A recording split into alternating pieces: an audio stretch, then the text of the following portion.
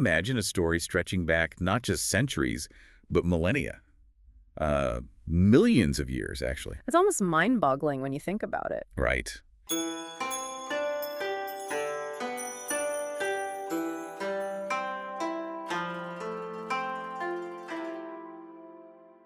Welcome to the Timeless Brew. Today, we're diving headfirst into this epic saga of prehistory. You know, those vast ages before anyone really started writing things down. Yeah, before written records as we know them. You might think that silence means, well, no story.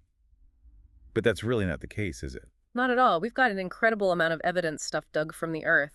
Archaeological finds. And analyzed with all sorts of modern science. It whispers these tales of survival, innovation. And really, the foundations of what it means to be human. So our mission today is to journey through these ages, the Stone Age, Bronze Age, Iron Age. But not just dates and facts. Exactly. More like a thrilling narrative of how ingenious our ancestors were.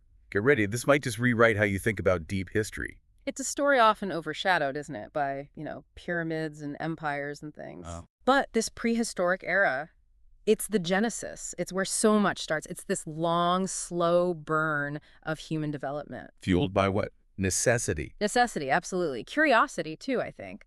And just this remarkable ability to adapt. The world was always changing. Okay, so let's set the stage.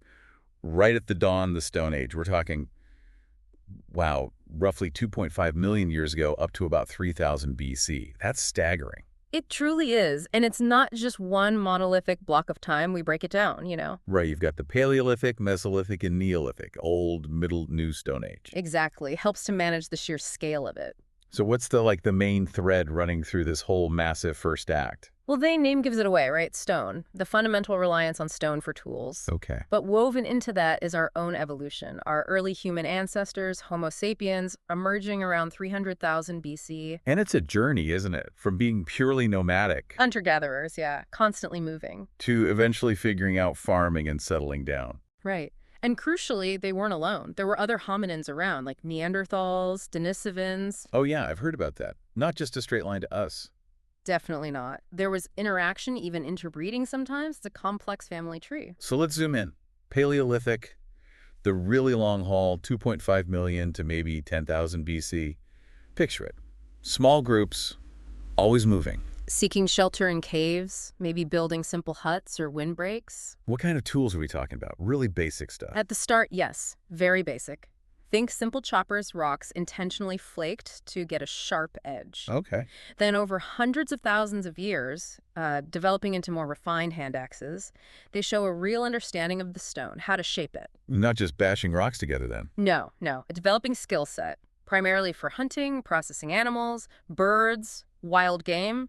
Survival was the driver. And surviving meant taking on some serious challenges. Woolly mammoths, deer, bison. Absolutely. Life on the edge. Plus foraging for berries, fruits, nuts, anything they could find. They had to be resourceful. Totally. And then fire. Mastering fire. That feels like a massive turning point. Oh, it was huge. Not just warmth or protection from predators, though that was important. What else? Cooking. It made food easier to digest, unlocked more nutrients. Some argue it even impacted brain development. Wow. Plus, it extends the usable day, becomes a social focus point, a place to gather. When you think about this Paleolithic world, what really jumps out at you? For me, it's the art. Suddenly you get this explosion of creativity. Right. In caves, deep underground sometimes. Using what? Ground up minerals? Yeah, mineral pigments, ochre, manganese mixed with binders like water, blood, animal fat, tree sap. Incredible. Etching animals, humans, these strange signs. And those little figurines, too, carved from stone, clay, bone, antler, portable art. It just blows my mind. What was it for? Just decoration? Or something deeper? Rituals, maybe? That's the million-dollar question, isn't it? It could be ritual, storytelling, maybe it's sympathetic magic for hunting. Could it even be like super early communication? Not writing, but symbols. Some researchers definitely explore that possibility. Proto-writing, maybe? Symbolic communication.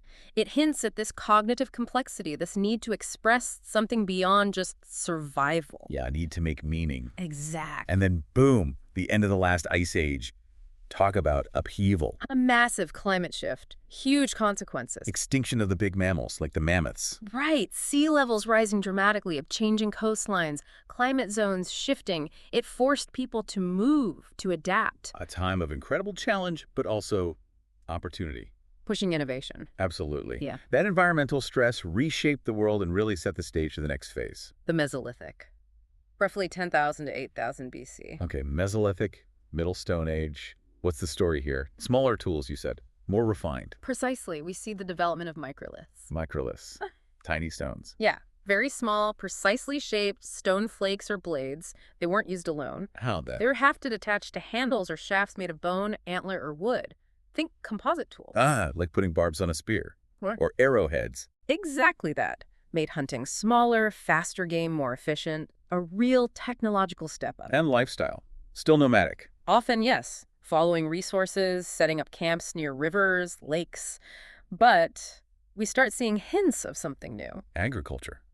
Starting to experiment. The very beginnings, experimenting with managing wild plants, maybe encouraging useful ones to grow near camps, and you get groups like the Shell Mound people. The Kitchen Midners. Love that name. What's their deal? They lived mainly in coastal areas, and they left behind these enormous mounds, middens, basically trash heaps. That's gross, but useful for us. Incredibly useful. They're packed with discarded shells, animal bones, bits of tools, hearths. It's like a time capsule of their diet, their environment, how they lived over generations. Their trash tells their story. Amazing. Okay, then we hit the Neolithic, about 8,000 to 3,000 BC. This feels like the big shift. It is the big shift. The Neolithic Revolution, full-blown agriculture and food production. Moving away from just hunting and gathering. Right.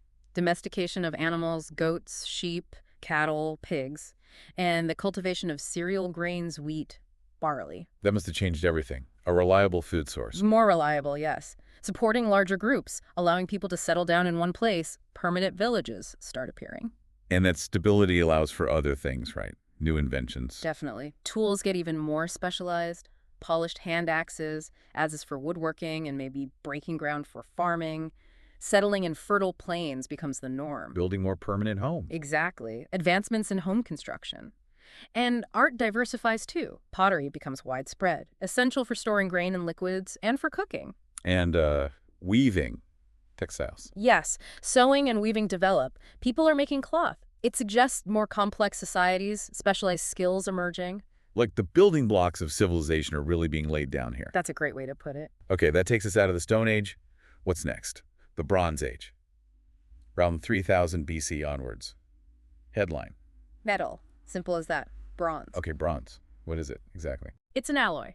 You take copper and you mix it with a bit of tin, smelt them together. And that makes A much harder, more durable metal than copper alone. And way better than stone for many things. tools, weapons. Both. Yeah. Especially weapons. Bronze swords, spearheads, helmets, shields. It changes warfare. But also better axes, chisels, sickles for farming. So this discovery, it wasn't just finding a new rock. It was like Material Science 101. Absolutely. Understanding how to combine elements, control fire precisely to smelt ores.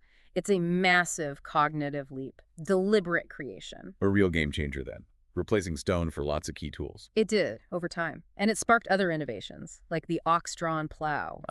Using animal power for farming. Much more efficient. Right. And the wheel also appears around this time. The wheel, huge for transport, pottery, so many things. Exactly. The impact just ripples outwards. Architecture gets more advanced, art forms too. The potter's wheel, for instance. It makes pottery faster, more uniform. You got it. And textiles improve. Wool becomes really common for clothing skirts, kilts, tunics, cloaks. How did people live? Did their homes change? Their towns? Yeah, homes become more substantial. In some areas, you see roundhouses, circular stone walls, maybe a thatched roof, a central fireplace. Rosie. And settlements grow, villages become towns, even early cities start to emerge. Things are getting more organized. Organized how? Like government. Yes, the beginnings of organized government, law codes start appearing in some places, and unfortunately, more organized warfare. Also, the first hints of formalized religion. Temples, priests. Stuff like that starts to take shape. The complexity of managing larger settled populations and resources probably drove this. And we can't forget the Egyptians building the pyramids during this time. A prime example. Incredible social organization, engineering resources, all Bronze Age. Crucially, writing starts appearing, doesn't it? The very first forms, Egyptian hieroglyphs, Mesopotamian cuneiform, petroglyphs, rock carvings. So the first time information is recorded visually, intentionally. Exactly, a massive step toward history as we know it. The first glimmer Okay, from bronze, where next? to iron. The Iron Age, ticking off roughly around 1300 BC. Iron, even better than bronze. Different. Stronger in many ways, yes, and eventually much more common. But initially, iron was actually considered more precious than gold in some places. Really? Why isn't iron ore everywhere? The ore is common, yes, but figuring out how to get it hot enough to smelt and then how to forge it, it was really difficult. The techniques were complex, maybe closely guarded secrets at first. So rarity and the skill involved made it valuable. Wrought iron, right? Right. Not steel yet, that comes later, but wrought iron. Once the techniques spread, though. Mass production. Relatively speaking, yes. Much easier to get iron tools and weapons into more hands than bronze ever was. What did that do? Big impact. Huge.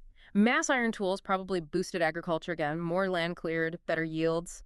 Iron weapons changed the military balance completely. And settlements. Do they keep getting bigger, more complex? Definitely. We see more advanced architecture. Four-room houses, some even with stables attached. Hill forts become larger, more elaborate defenses. Palaces. Temples. Yes. Royal palaces, dedicated temples, more significant religious structures, and something really interesting. Early city planning. Like laying out streets. In some places, yes.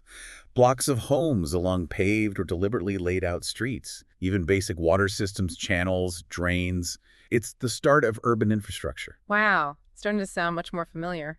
And culturally. Things just kept getting more sophisticated. Agriculture, art, religion, all become more complex, more formalized. And writing. Did that keep developing? Crucially, yes. This is when we see alphabets really emerge and spread. Much simpler, more efficient systems than hieroglyphs or cuneiform. Easier for more people to learn and use. Exactly. So you get more written documentation. And that increase really marks the transition out of prehistory and into the early historical period. The story starts being told in words. So, wow, what a journey. Looking back across these, millions of years, it's just crystal clear, even without writing. For most of it, it was not a primitive time. Far from it. Constant innovation. From the absolute basics in the Stone Age, the first tools, mastering fire, that alone is incredible. Foundation. To the huge leaps with metalworking in the Bronze and Iron Ages. These early humans were just constantly figuring things out, adapting. Unbelievably ingenious and adaptable. And what's truly illuminating is seeing how those early developments, basic tools, farming, metal, they're the bedrock. Everything that came later, empires, philosophies, technologies, it was all built on those prehistoric foundations. It really makes you pause and think about this immense journey. How much we owe to people whose names we'll never know, whose lives were lived in times we can only glimpse through archaeology. It's humbling, isn't it? Totally. And it makes you wonder, what other stories are still out there, buried, waiting to be found? And, how might finding them change our understanding of ourselves even more? That's the question that keeps archaeology exciting, right? Keeps the story unfolding. Keeps the timeless brew going. An amazing deep dive. Thanks so much. My pleasure. It's a story worth telling.